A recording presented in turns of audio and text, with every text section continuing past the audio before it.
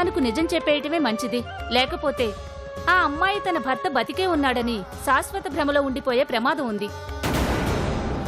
ఆ తర్వాత ఎవరెంత చెప్పినా తన భ్రమనే నిజంగా భావిస్తూ ఒక రకమైన పిచ్చిదాన్లా మారిపోతుంది.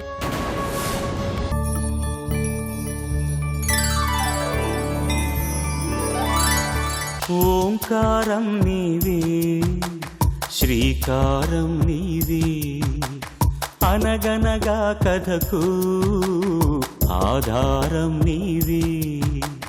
పరుగులా పని తీరుగా సాగుతున్న జీవనదివే, పరిమళించు ప్రేమగా పొంగుతున్న గుండె తడివే. ఓరమణి సుగుణమణి స్వార్థమేరుగదు నీవునికి, ఇవ్వమని ఆ దేవుడిని నువ్వు కోరేదొకటే ఎన్నటికీ, ముత్యమంత పసుపు.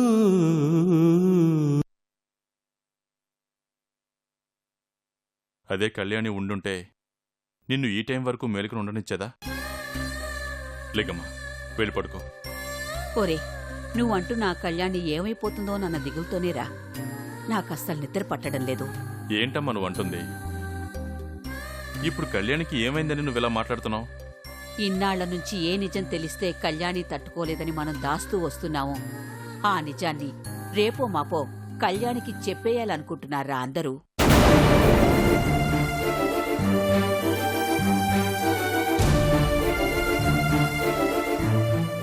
వంశీ ఉన్నాడన్న ఒకే ఒక ధైర్యంతో బతుకుతున్న ఆ పిచ్చిపిల్ల రేపు వంశీ లేడన్న నిజం తెలిసినప్పుడు ఎలా తట్టుకుంటుందో నన్ను తెలుసుకుంటేనే నా గుండె తరుక్కుపోతోందిరా. ఇక నిద్ర ఎలా పడుతుంది చెప్పు? ఎందుకమ్మా ఇప్పుడెందుకమ్మా ఆ చేదు నిజాన్ని కళ్యాణికి చెప్పాలనుకుంటున్నారు?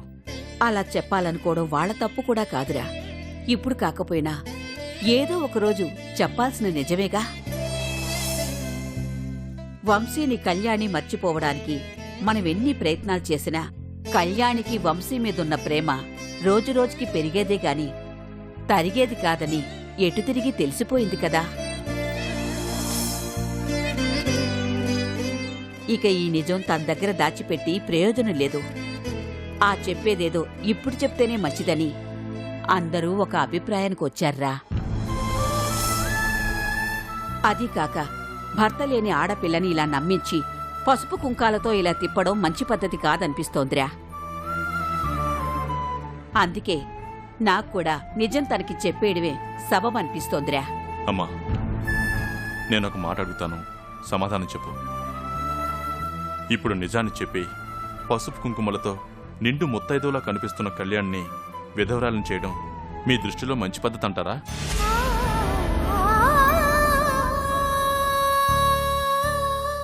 వంశీ ఉన్నాడన్న భ్రమలో ఆనందంగా బ్రతుకుతున్న తనకి తను లేడన్న నిజాన్ని చెప్పి తనని బాధ పెట్టడం మీ అందరికీ సబబుగా అనిపిస్తుందా అమ్మా?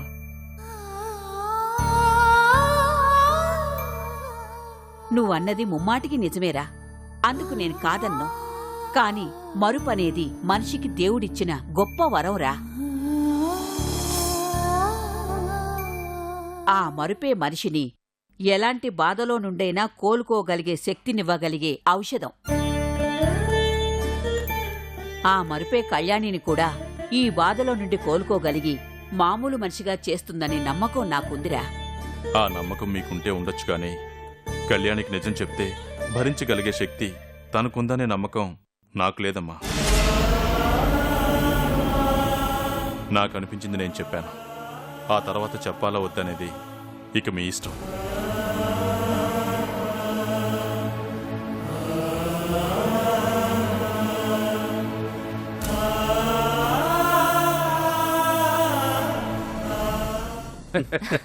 అలా జరిగింది. హాయ్ స్వప్న. స్వప్న, ఏంటి అల్లుడు గారు పిలుస్తుంటే పలకుండా వెళ్ళిపోతున్నావు? పలకరించొచ్చుగా. పర్వాలేదు మావయ్య. స్వప్న, అల్లుడు గారితో మాట్లాడు. అల్లుడు కాదు, కాబోయే అల్లుడు. అదే కాబోయే అల్లుడు గారిని ఎంత తొందరగా మన ఇంటి అల్లుడు చేసుకోవాలనే దాని గురించి మాట్లాడుకుంటున్నాం. అమ్మ స్వప్న, అల్లుడు గారికి అమెరికాలో ఏదో జాబ్ ఆఫర్ వచ్చిందంట. వీలైనంత తొందరగా పెళ్లి జరిపించేద్దాం అనుకుంటున్నాం. నువ్వేమంటావు? నాకు ఇష్టం లేని పెళ్లికే ఒప్పుకున్నాను. ఇక ఇష్టం లేని తేదీ ఒక లెక్క. మీ ఇష్టం వచ్చినట్టు కానివ్వండి నాన్న.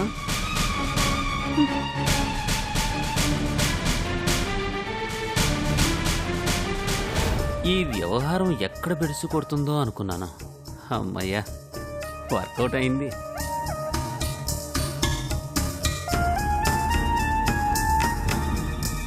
మీరేం బాధపడకండి అల్లుడు గారు, పెళ్ళైతే అన్నీ సర్దుకుంటాయి. అయ్యో, మీరు అంతలా చెప్పాలా మావయ్య? స్వప్నకి ఏ కష్టం కలగకుండా నేను చూసుకుంటూ నా ప్రేమతో తనని మార్చుకుంటాను. ఈ మాట చాలు బాబు. మీ భార్యగా నా కూతురు కలకాలం సంతోషంగా ఉంటుందన్న నమ్మకం నాకుంది. అయితే ఇక మేము పెళ్లి పనులు మొదలెట్టుకుంటాం. పంతులు గారిని పిలిపించి ముహూర్తం పెట్టి ఏర్పాట్లు చూసుకుంటాం. మీరు ఎలా అంటే అలా మావయ్య. ఇక నేను బయలుదేరుతాను మావయ్య. అలాగే బాబు. వస్తాను అత్తయ్య. మంచిది బాబు. చూసావా అల్లుడు గారు ఎంత మంచివారో? అవునండి, మీరన్నది అక్షరాల నిజం. ఇంత మంచివాడు మన స్వప్నకి భర్తగా రావడం నిజంగా తాని అదృష్టం. ఏమంటారు? నేనేమంటానే, నాకు అల్లుడుగా వస్తున్నందుకు నేను సంతోషపడుతున్నా. చాలే బడే.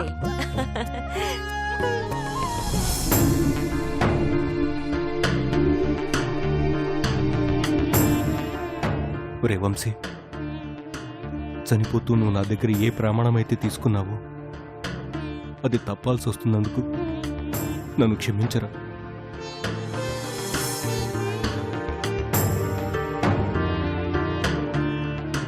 చివరికి ఏ విషయం చెప్తే కళ్యాణి బాధపడుతుందని అందరూ తనకి నిజం చెప్పకుండా ఆగాము.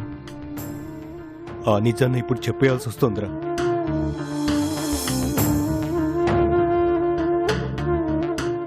నిజం తెలిస్తే తను తట్టుకోలేదని తెలిసినా, నువ్వు లేవన్న నిజం తెలిస్తే కళ్యాణి ఏమైపోతుందోనన్న భయం మనసులో ఉన్నా తనకి చెప్పక తప్పట్లేదురా.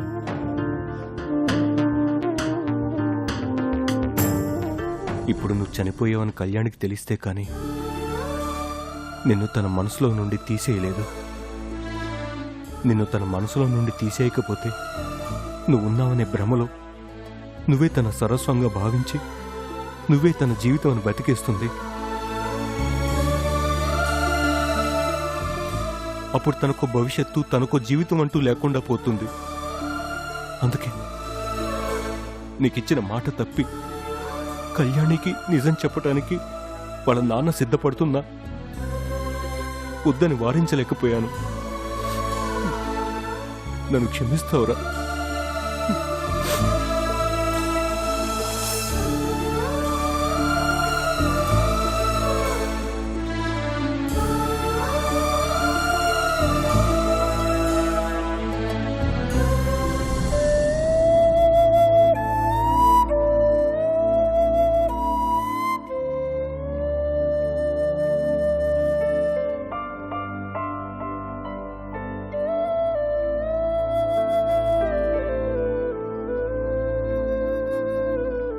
రామ్మా, కూర్చో.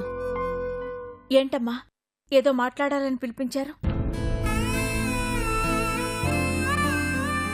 నీతో ఓ విషయం చెప్పాలమ్మా, కానీ ఎలా చెప్పాలో అర్థం కావట్లేదమ్మా.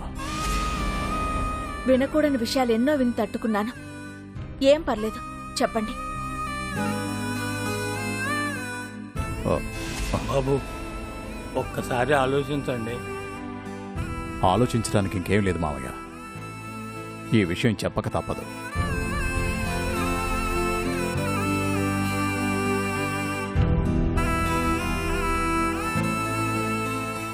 అమ్మా, నీ భర్త గురించి ఒక నిజం చెప్పాలమ్మా.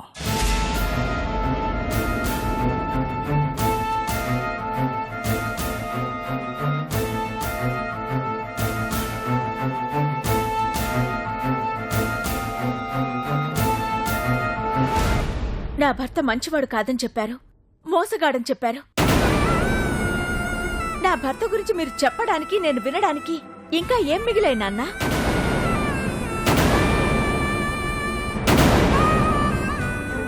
అయినా 2 రోజుల్లో ఎటు తిరిగి వంశీ వస్తున్నాడు.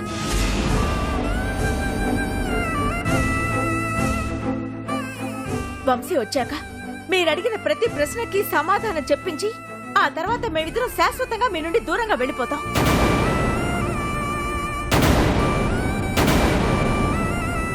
దయచేసి 2 రోజులు ఆగండి నాన్న. 2 రోజులు కాదమ్మా, 2 సంవత్సరాలు కాదు, 2 యుగాలైనా నీ భర్త రాలేడమ్మా.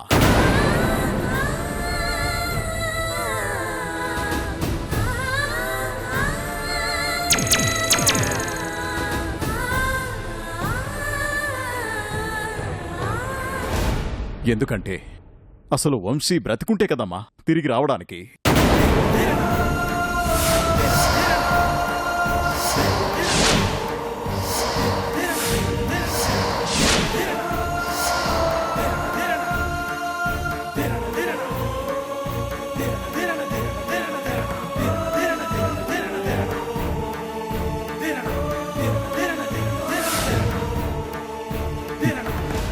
ఈ విషయం నీకు చెప్తే నువ్వు ఏమైపోతావోననే భయంతోనే ఈ నిజం నీ దగ్గర దాచామమ్మా.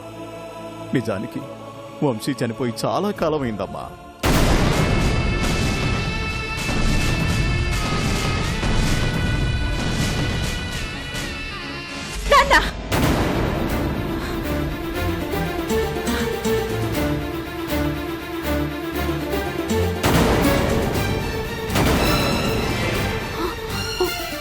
ఇంకొక మాట మాట్లాడితే మీకు మర్యాద దక్కదు. జాగ్రత్త.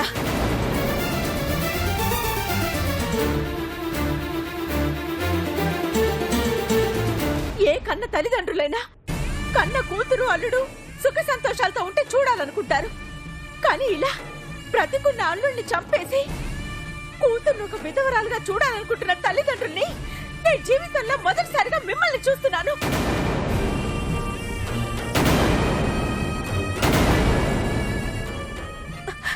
వద్దు నాన్న, ఇక చాలు. నా భర్త మీద మీ మనసులో అతన్ని చంపే అంత పగ ఉందని తెలుసుకున్నాక కూడా ఇంకా నేను ఇక్కడే మీతో కలిసి మీ కూతుర్లా బ్రతకడంలో అర్థం లేదు.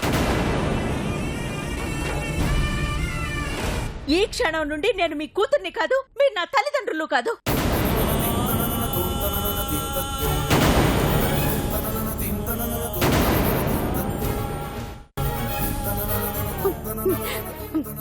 ఓసే పిచ్చిదానా, ఎలా చెప్తే నీకు అర్థమవుతుంది?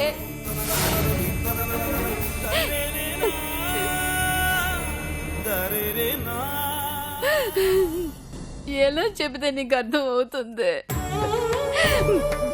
నువ్వు విన్నాను అనుకుంటున్నట్టు నిజంగా నీ భర్త బతికలేడమ్మా, బతికలేడు.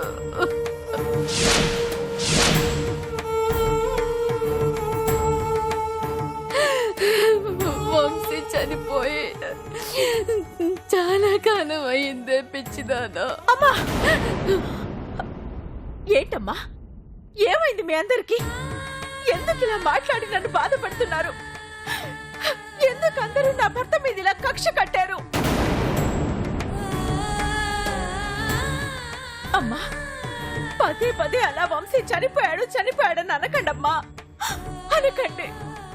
అసలు అసలు మీరు తెలుసు అంటున్నారో తెలియక అంటున్నారో కూడా నాకు అర్థం కావడం లేదమ్మా. నిజంగా నా వంశీ బ్రతికే ఉన్నాడమ్మా, బ్రతికే ఉన్నాడు. వంశీ బ్రతికే ఉన్నాడని నేను ఇప్పుడే నిరూపిస్తాను. వంశీ బ్రతికే ఉన్నాడు, వంశీ బ్రతికే ఉన్నాడని మీకు ఇప్పుడే నిరూపిస్తాను. అమ్మ కళ్యాణి,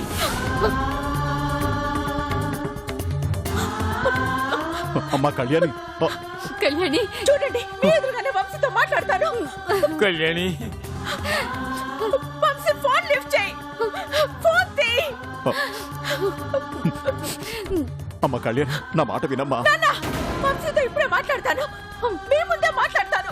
వంశీ, వంశీ ఫోన్ తీ. వంశీ మనిషి చచ్చిపోయాడంటే ఫోన్ చేస్తానంట వెంటనే. వంశీ బ్రతికే ఉన్నాడు, మీ ముందే మాట్లాడతాను. వంశీ ఒక్కసారి ఫోన్ లిఫ్ట్ చేయి. వంశీ, వంశీ, వంశీ ఒక్కసారి ఫోన్ లిఫ్ట్ చేయి. వంశీ, వంశీ, వంశీ, వంశీ, వంశీ ఫోన్ తీ. వంశీ, వంశీ. అయ్యో, వంశీ చచ్చిపోయాడమ్మా, చచ్చిపోయాడే. వంశీ లేడమ్మా, నిజంగానే చనిపోయాడమ్మా. వంశీ ఉన్నాడు, వంశీ ఏమండి నేను చూస్తుంటే నాకేదో భయంగా ఉందండి.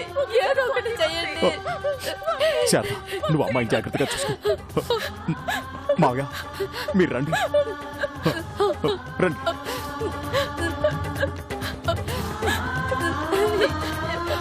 కళ్యాణి దగ్గరికి రావద్దన్నా. నా మాటనవే, వంశీ చచ్చిపోయాడే. నా మాటని తల్లి. వంశీ, వంశీ, ఫోన్ చేయి వంశీ. వంశీ, ఫోన్ లిఫ్ట్ చేయి వంశీ. కళ్యాణి, నా మాటనమ్మా. వంశీ, ఒక్కసారి ఫోన్ చేయి వంశీ. వంశీ, కళ్యాణి, అమ్మ కళ్యాణి, నేను ఇప్పుడే వంశీతో మాట్లాడతాను. అమ్మ కళ్యాణి, నా మాట వినవే. అమ్మ కళ్యాణి, నా మాట వినవే. అమ్మ, ఒక్కసారి ఫోన్ తీ వంశీ. వంశీ, ఒక్కసారి ఫోన్ తీ వంశీ. ఫోన్ పెట్టే, ఫోన్ పెట్టే. నా మాట వినవే. వంశీతో మాట్లాడతాను అంటున్నాను కదా. కళ్యాణి, నా మాట వినవే. వంశీ బ్రతికే ఉన్నాడమ్మా.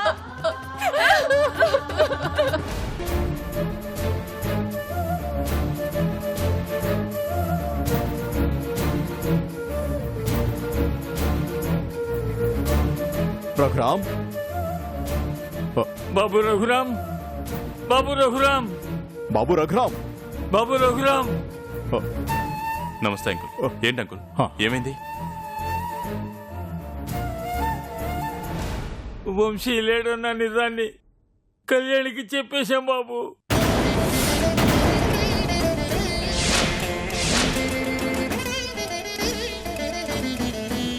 ఏంటి చెప్పేశారా? కళ్యాణ్ ఇప్పుడు ఎక్కడుంది? చెప్పినా అది వినే పరిస్థితిలో లేదు బాబు.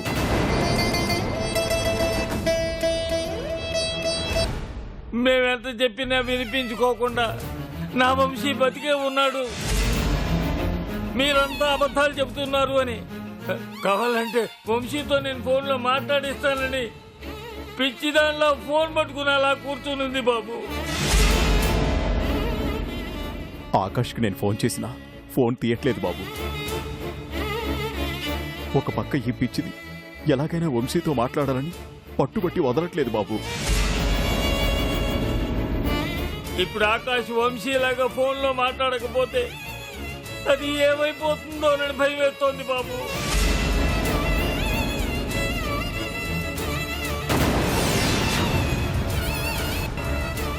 మాకేం చేయాలో పాలు పోవట్లేదు బాబు.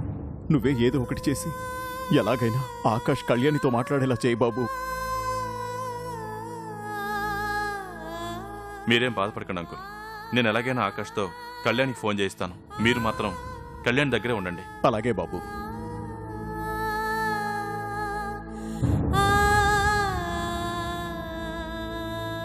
పదండి మావయ్య.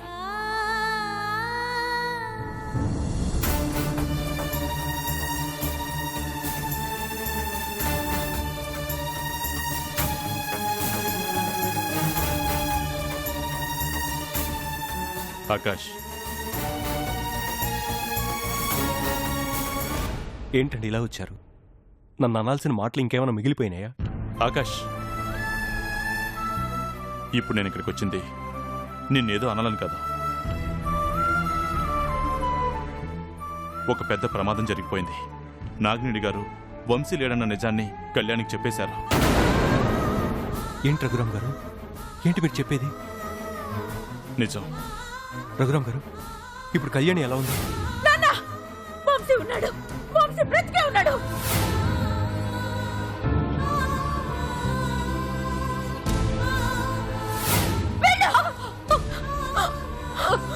వంశీ, వంశీ, ఫోన్ చేయి వంశీ. ఒక్కసారి ఫోన్ లిఫ్ట్ చేయి వంశీ.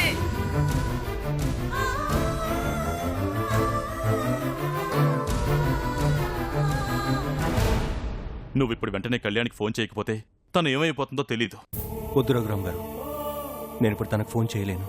నేను తనకి ఫోన్ చేయొద్దన్నందుక?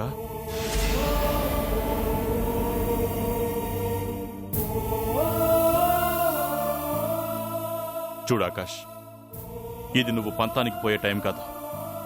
కళ్యాణి అక్కడ ప్రమాదంలో ఉంది.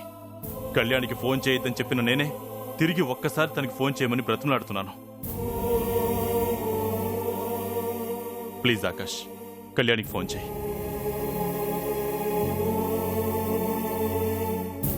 సరే ఆకాష్, నిన్ను కాలర్ పట్టుకున్న ఈ చేతులతోనే నీ చేతులు పట్టుకుని వేడుకుంటున్నాను. ప్లీజ్ ఆకాష్, కళ్యాణికి ఫోన్ చేయి. పోనీ నీ కాళ్ళు పట్టుకుని బతిమాలమంటావా? అయ్యో రఘురామ్ గారు, దాని గురించి కాదండి నేను ఆలోచిస్తుంది. నువ్వు దేని గురించి అయినా ఆలోచించడానికి ఇది టైం కాదు ఆకాష్. ముందు ఫోన్ చేయి, లేకపోతే కళ్యాణి బ్రతకదు. వంశీ తనతో మాట్లాడకపోతే చచ్చిపోతానని కళ్యాణి ఖచ్చితంగా చెప్పేసిందట. ఇంత చెప్పాక కూడా ఇంకా ఆలోచిస్తావేంటి ఆకాష్? ఫోన్ చేయి, త్వరగా ఫోన్ చేయి.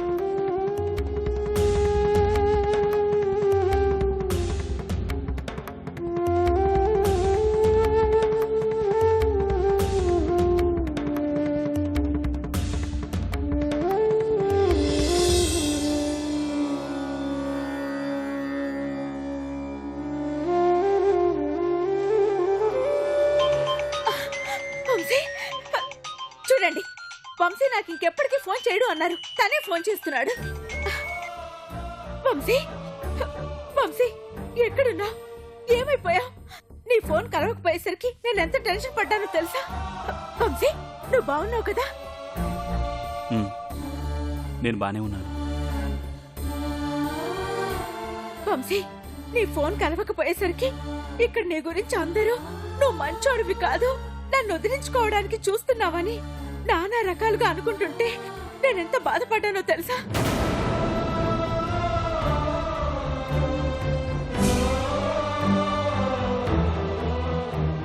వంశీ, నువ్వేం చేస్తావో నాకు తెలీదు. నువ్వు అర్జెంటుగా బయలుదేరి 2 రోజుల్లో ఇక్కడికి రావాలి. అప్పుడే వీళ్ళందరూ నిన్ను నమ్ముతారు. కళ్యాణి, ఏం మాట్లాడుతున్నావు? ఇప్పటికిప్పుడు ఇలా రమ్మంటే నేను రావడానికి ఇండియాలో ఉన్నానా? అవును, నువ్వు ఇండియాలోనే ఉన్నావని నాకు బాగా తెలుసు.